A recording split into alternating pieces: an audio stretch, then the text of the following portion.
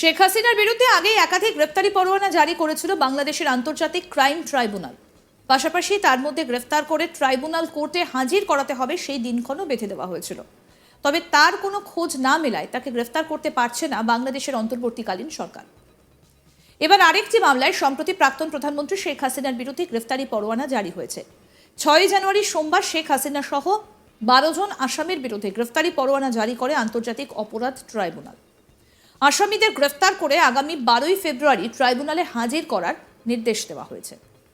আন্তর্জাতিক অপরাধ ট্রাইব্যুনালের চেয়ারম্যান বিচারপতি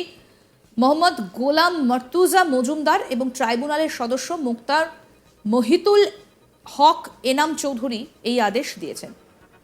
আওয়ামী লীগ শাসনের সময় গুমের ঘটনায় শেখ হাসিনা সহ 12 জনকে অভিযুক্ত করে একটা মামলা করেছেন আন্তর্জাতিক অপরাধ ট্রাইব্যুনালের চিফ প্রসিকিউটর। এই বিষয়ে আমাদের প্রতিনিধি, আমাদের এডিটর ইন্দ্রজিৎ কুণ্ডু কি প্রতিবেদন তুলে ধরেছেন, শোনাবো। বাংলাদেশের প্রাক্তন প্রধানমন্ত্রী যিনি নির্বাসনে রয়েছেন এই মুহূর্তে ভারতবর্ষে, শেখ হাসিনা, তার বিরুদ্ধে বাংলাদেশেরই আন্তর্জাতিক ক্রাইম ট্রাইব্যুনাল আইসিটি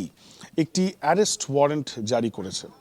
আইসিটির আজকে একটি শুনানি ছিল এবং এই আইসিটি যেটি শেখ হাসিনা যখন তিনি তৎকালীন প্রধানমন্ত্রী ছিলেন তখন তৈরি করেন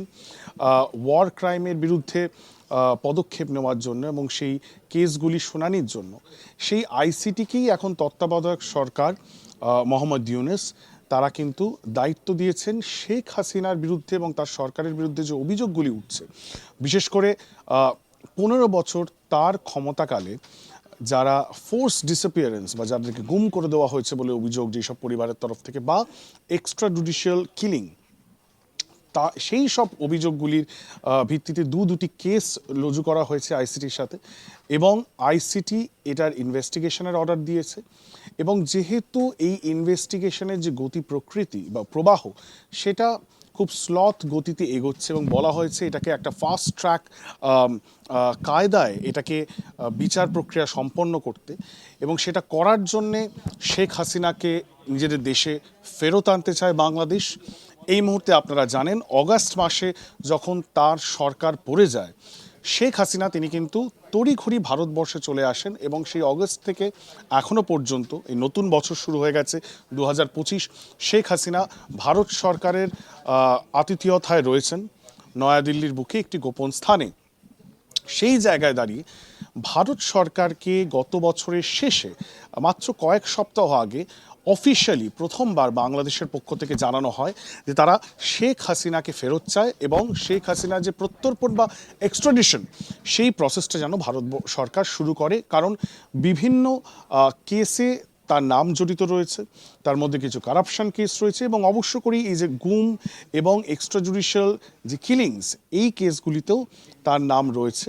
এবং শুধুমাত্র শেখ হাসিনা নয়, শেখ হাসিনা ছাড়াও আরও এমন 10 জন রয়েছেন উচ্চ পর্যায়ের অফিসার, তাদের নাম রয়েছে যাদের বিরুদ্ধেও কিন্তু গ্রেপ্তারি পরোয়ানা জারি করেছে আইসিটি। আইসিটির পক্ষ থেকে একটি ডেডলাইনও বেঁধে দেওয়া হয়েছে। আন্তর্জাতিক ক্রাইম ট্রাইব্যুনালের পক্ষ থেকে বলা হয়েছে যে আগামী 12 ফেব্রুয়ারির মধ্যে শেখ হাসিনা সহ এই যাদের বিরুদ্ধে ওয়ারেন্ট জারি করা হয়েছে তাদের সবাইকে যেন গ্রেপ্তার করে বাংলাদেশে নিয়ে আসা হয় এবং আইসিটির সামনে, মানে ইন্টারন্যাশনাল ক্রিমিনাল ট্রাইব্যুনালের সামনে যেন তাদেরকে হাজির করা হয়। এই যে ইনভেস্টিগেশন চলছে সেই ইনভেস্টিগেশনের স্বার্থে কি বলা হয়েছে যে জোরপূর্বক গুমের মামলা এবং ক্ষমতা মামলায় 12 জন টোটাল তাদের বিরুদ্ধে কিন্তু এই আজ আইসিটি ইন্টারন্যাশনাল ক্রাইমস ট্রাইব্যুনাল তারা এই আদেশটা দিয়েছেন এবং সেই আদেশ আজকে দিয়েছেন ট্রাইব্যুনালের চেয়ারম্যান বিচারপতি মোহাম্মদ গোলাম মর্তুজা মজুমদার এবং তা আরেকজন সদস্য। এবং শুধু শেখ হাসিনা নয়, আরও এরকম 10 থেকে 11 জন ঊর্ধ্বতন কর্তৃপক্ষ রয়েছে যাদের বিরুদ্ধে এই অভিযোগ রয়েছে। আপনারা জানেন যে 15 বছর ক্ষমতায় থাকার সময় এরকম অনেক মানুষ রয়েছেন যাদেরকে বলা হতো শেখ হাসিনা সরকারের বিরোধী কণ্ঠস্বর বা বিরোধী ভয়েস, এবং এরকম অনেকেই কিন্তু নিখোঁজ ছিলেন বলে অভিযোগ। পরবর্তীকালে আমরা যেটা জানতে পারি যে কুখ্যাত আয়নাঘর বলে যেটা বলা হয়, জেলখানা যেখানে এরকম মানুষদেরকে আটকে রাখা হতো, অনেকেই ছাড়া হয়েছে এই মুহূর্তে এবং তাদের পরিবাররা অনেক বছর ধরে আন্দোলন করছিলেন। মোহাম্মদ ইউনূসের ইন্টারিম সরকার গঠিত হওয়ার পর আইসিটিকে দায়িত্ব দেওয়া হয় এই কেসগুলিকে এক ছাতার তলায় এনে তার জন্য বিচার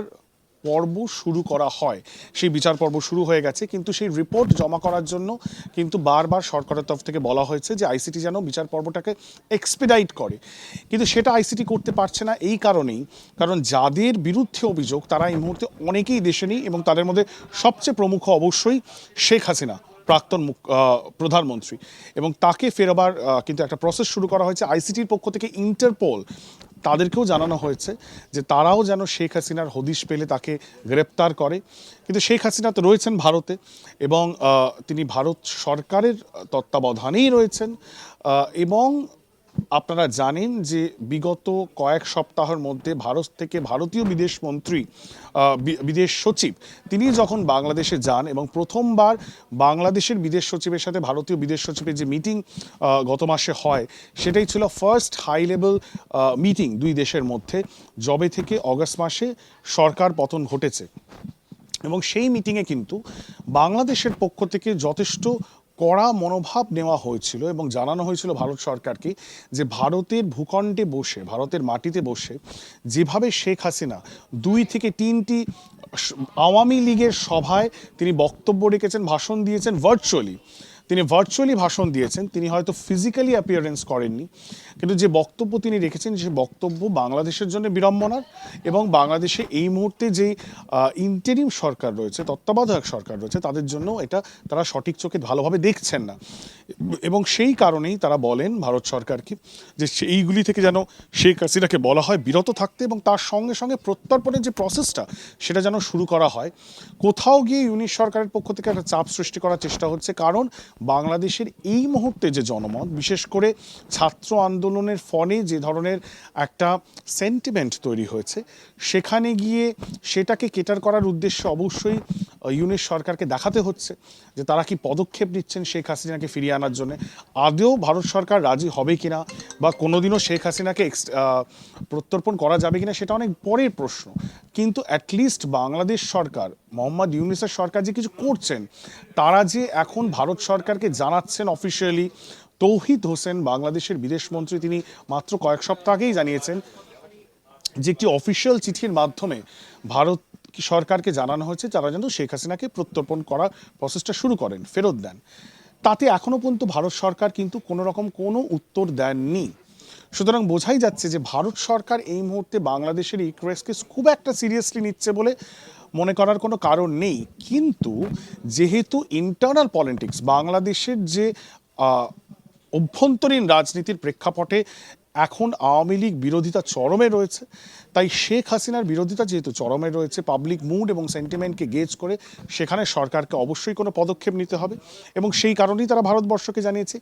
এই ব্যাকড্রপে আজ শেখ হাসিনা এবং তার যারা ঊর্ধ্বতন কর্তৃপক্ষ তার সরকারে ছিলেন, সেই অফিসাররা, তাদের বিরুদ্ধে আজ যে অ্যারেস্ট ওয়ারেন্ট জারি করা হয়েছে আইসিটির পক্ষ থেকে, সেটা খুবই গুরুত্বপূর্ণ বলে মনে করছে ওয়াকিবহাল মহল, যদিও তাতে কোনো কাজ হবে কিনা সেটা নিয়ে কিন্তু যথেষ্ট সংশয় থেকেই যাচ্ছে।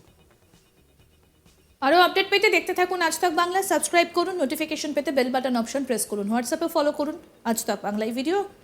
সম্পর্কে আপনাদের মতামত জানাতে পারেন কমেন্ট সেকশনে।